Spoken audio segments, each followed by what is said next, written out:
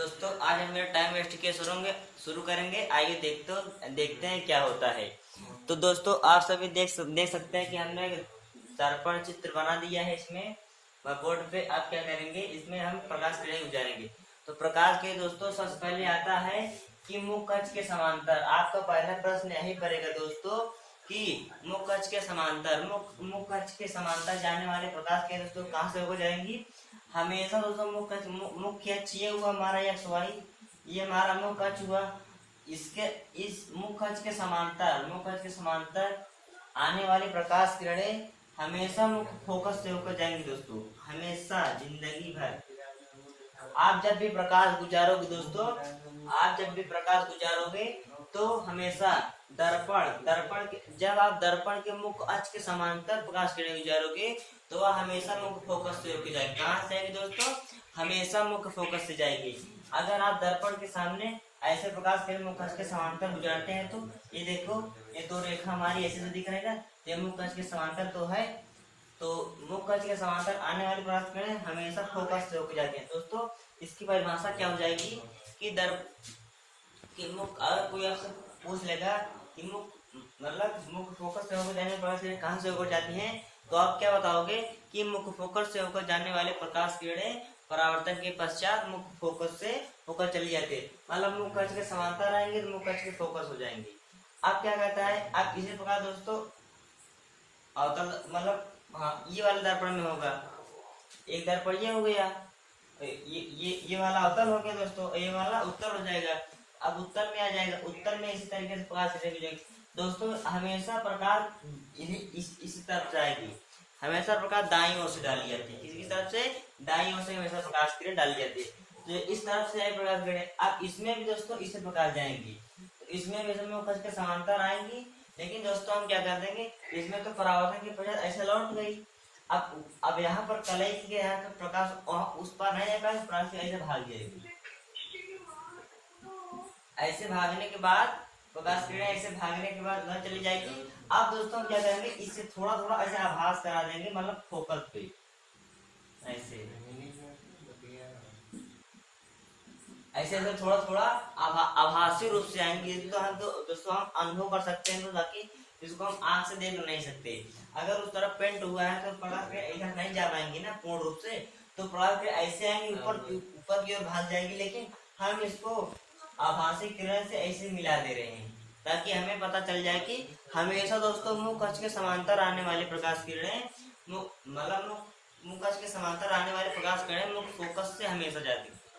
अब क्या था दोस्तों, पहले कंडीशन हो गया, पहला कंडीशन आपको हो गया तो समझ में आ रहा है ना। अब क्या है दोस्तों, अब आपका सेकंड कंडीशन आ जाएगा। सेकंड कंडीशन क्या है, सबसे पहले मैं इसको मिटा दूंगा, आपका समझ में आएगा। मिटा दूं, पहला कंडीशन हो गया।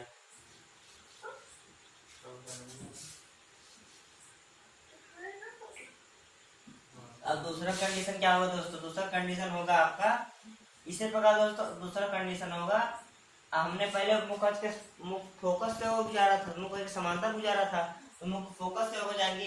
अब आपकी दोस्तों दूसरा कंडीशन आ जाए। दूसरा कंडीशन क्या आ जाएगा आप सभी का, दूसरा कंडीशन आ जाएगा जब प्रकाश किरणें मुख्य फोकस से होकर जाते हैं। पहले कहाँ जाती थी, पहले कहाँ से जाती थी, पहले आपका हमारा प्रकाश किरणें मुख्य के समांतर जाती थी, मुख्य फोकस से हो जाती है। अगर यही टार्च को यहाँ से मारे, इस जगह से टार्च मारे, अगर मुख्य फोकस से गुजार दे तो हमारी किरण दोस्तों ऐसे जाएगी, ऐसे मुख्य के समांतर हो जाएगी कि नहीं हो जाएगी। अगर हम यहाँ से टार्च लगा दें, मुख्य फोकस से प्रकाश किरण गुजार दें, तो ऐसे प्रकाश किरण जाएगी, मुख्य के समांतर हो जाएगी, कोई कि नहीं समांतर। अब इसी प्रकार अगर हम यहाँ से टार्च गुजार देंगे तो यहाँ से ऐसे आएगी, ये ऐसे चले जाएगी। अगर हम यहाँ से टार्च ऐसे गुजारते हैं यहाँ से, तो यहाँ से ऐसे टॉर्च को मारे, ऐसे प्रकाश किरणें आएंगी, तो ऐसे आते हैं दोस्तों, आप ऐसे आएंगे, यहाँ पर मुख्य के समांतर हो जाएंगी हर बार। इसमें दो कंडीशन है। अगर आपसे कोई पूछ लीजिए कि पहली कंडीशन क्या थी, तो पहली कंडीशन यह थी हमारी कि जब मुख्य अक्ष के समांतर आने वाले प्रकाश किरणें हमेशा मुख्य फोकस से होकर जाएंगी। और दूसरी कंडीशन क्या हो जाएगी दोस्तों, दूसरी कंडीशन हो जाएगी कि मुख्य फोकस से होकर जाने वाली प्रकाश किरणें मुख्य अक्ष के समांतर हो जाएंगी। एकदम सेम परिभाषा, ठीक इसी का उल्टा है बस।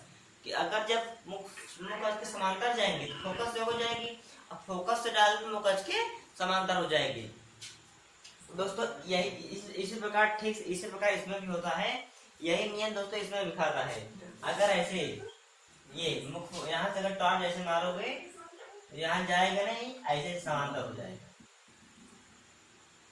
ऐसे ऐसे समांतर हो जाएगा, क्योंकि ऐसे आभास कर सकते हैं, बाकी हम लोग पूरब से कर नहीं सकते। ऐसे सीधे चले जाएंगे, ऐसे आएंगे, आभास होगी बस। अब क्या, अब दोस्तों आपका तीसरा कंडीशन आ गया, समझ में आ रहा है ना। तो ऐसे आपकी तीसरा कंडीशन आ जाए। तीसरा कंडीशन में कुछ नहीं दोस्तों, इस पार्ट ठीक तीसरा कंडीशन में भी है। तीसरा कंडीशन आपका क्या कहता है, अब हमने दो तरीके से प्रकाश गुजार दिया। एक मुख फोकस, जब इतना हमेशा याद रखना कि जब मुख कक्ष के समांतर पास कर जाएंगे तो फोकस से होकर जाएगी। अगर जब फोकस से हम टॉर्च मार देंगे, इस पे जब टॉर्च मारेंगे एफ पे, एफ से फोकस हो जाएगा, जहां टॉर्च मार देंगे समांतर हो जाएगी। तो अब हो गया। अब यहाँ पर एक चीज और आ गया दोस्तों, अब दूसरा तीसरा नियम क्या कहता है, तो सेकंड वाला जो तीसरा नियम क्या कहता है, थ्री स्टेप क्या कहता है हमारा, कि जब आप दोस्तों हमने दो तरीके से प्रकाश गुजार दी, फोकस से गुजार दी। अब क्या करेंगे कि हम वक्रता केंद्र से प्रकाश गुजारेंगे दोस्तों। क्या प्रकाश हम पढ़ रहे हैं, प्रकाश चलने का नियम, तो अब हम वक्रता केंद्र से प्रकाश गुजारेंगे तो हमारे वहां पर क्या होता है देखो। अगर दोस्तों हम वक्रता केंद्र से ऐसे, ये हमारा सी है, यहाँ थोड़ा अच्छे से लिख दो, यह सी। जब हम वक्रता केंद्र से प्रकाश यहाँ से टॉर्च मारेंगे इसे ऐसे, जब हम ऐसे टॉर्च मार देंगे यहाँ पे, जब हम वक्रता केंद्र से जब वक्रता केंद्र पे टॉर्च मारेंगे दोस्तों, तो आएगी दर्पण में परावर्तन के पश्चात उसे अपने मार्ग में दोस्तों वापस लौट जाएगी।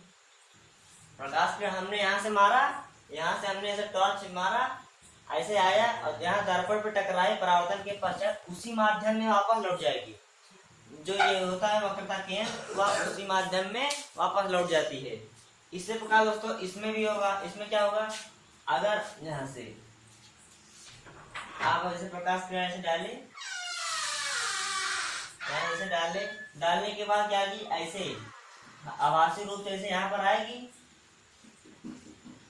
ऐसे यहाँ पर आभासी रूप से आएगी, आने के बाद इसी माध्यम में दोस्तों वापस लौट जाएगी। आप इतना याद रखना दोस्तों कि जब हम दर्पण में वक्रता केंद्र से प्रकाश गुजारेंगे, जब दर्पण में वक्रता केंद्र से प्रकाश गुजारेंगे तो वह उसी मार्ग दर्पण के परावर्तन के पश्चात उसी मार्ग में वापस लौट जाएगी। मतलब ऐसी हमारा दर्पण है, प्रकाश ऐसे आई और यही जैसे लौट जाएगी, ऐसे सीधे लौट आई, यहाँ पर टकराई और टकराने के बाद ऐसे लौट गई। मुख कक्ष के समांतर क्या था कि प्रकाश ऐसे आती थी और ऐसे चली जाती थी, या फोकस के साथ ऐसे आती थी, समांतर रूप चली जाती थी। लेकिन इसमें क्या है कि प्रकाश किरण ऐसे आएगी और यहीं पर टकराएगी और परावर्तन के पश्चात उसी मार्ग में वापस लौट जाएगी प्रकाश किरण। ये हमारा वक्रता केंद्र का नियम हो गया। तो आप क्या, आप सबसे लास्ट वाला कंडीशन आ गया दोस्तों, ध्यान समझना, लास्ट वाला। तीन कंडीशन हमारा हो गया। अब हमारा लास्ट कंडीशन क्या कहता है, अब हमारा क्या कहता है दोस्तों, हमारा लास्ट कंडीशन क्या कहता है कि अब हम यहाँ से प्रकाश गुजारते हो, यहाँ से प्रकाश गुजार दिए। अब हमारा लास्ट कंडीशन क्या कहेगा कि हमारा लास्ट कंडीशन कहेगा कि हम यहाँ से प्रकाश गुजार देते हैं, ध्रुव से कोई प्रकाश ऐसे आई, यहाँ पर ऐसे मतलब ध्रुव से टकरा कर ऐसे वापस चली जाएगी। इसमें भी ऐसे आएगी, टकराएगी, चली जाएगी वापस। तो इसके कोण बराबर रहेंगे। यहाँ पे क्या होगी, जब हम प्रकाश बिंदु पी पर डालेंगे, मतलब ध्रुव पर पोल को ध्रुव से पद्धति करते हैं, पी से पोल होता है जो ध्रुव कहते हैं। जब हम ध्रुव पर प्रकाश किरण डालेंगे, मतलब ध्रुव से कहते हैं, दर्पण के द्वारा को मध्य बिंदु को ध्रुव कहते हैं। जब हम मेन बिंदु पी पे ही डाल देंगे प्रकाश किरणें, तो उसी कोण पे, जितने कोण से आएगी प्रकाश किरणें, उसी कोण पे परावर्तन हो जाएगी। इसी कोण से आएगी ये वाला कोण और ये वाला कोण बराबर रहेगा। क्या होगा कि उसी कोण से वापस आएगी और उसी कोण से लौट जाएगी। दोस्तों यहीं पर ये टॉपिक खत्म होता है। अगर आपको इतने में नहीं समझ में आया होगा तो आप लोग बता देना, मैं इसकी परिभाषाएं लिख दूंगा। तो आप लोग वहां से परिभाषाएं, इसके अगले वाले वीडियो में इसमें परिभाषा आएंगी, तो आप जाके वहां पर समझ लेना इसकी परिभाषा कैसे होती है। पहली बात तो आपको समझ नहीं आ गया होगा, मैं एक बार ऐसे फिर से रिपीट करूंगा कि जब प्रकाश किरणें मुख के समांतर आएंगी तो आप फोकस से होकर चली जाएंगी। जब फोकस से डालेंगे तो मुख के समांतर हो जाएंगी, मुख के समांतर। अब दूसरा नियम क्या कहता है कि तीसरा मतलब जब वक्रता केंद्र से प्रकाश किरण डालेंगे, जब वक्रता केंद्र प्रकाश किरण डालेंगे तो उस परावर्तन के पश्चात उसी माध्यम में वापस लौट जाएगी। कहाँ चली जाएगी दोस्तों? उसी माध्यम में वापस लौट जाएगी। अब तीसरा वाला यह कहता है कि उसी कोण से प्रकाश किरण आई और ऐसे लौट गई परावर्तन के पश्चात, मतलब उन दोनों के बीच कोण बराबर रहेगा। तो यहीं पर दोस्तों आपका वीडियो खत्म होता है। तो चलिए चलते हैं, मिलते हैं अगले दिन। तब तक के लिए नमस्कार। आप हमारे चैनल को सब्सक्राइब करें और लाइक करें, बेल आइकन की दबाना ना भूलें।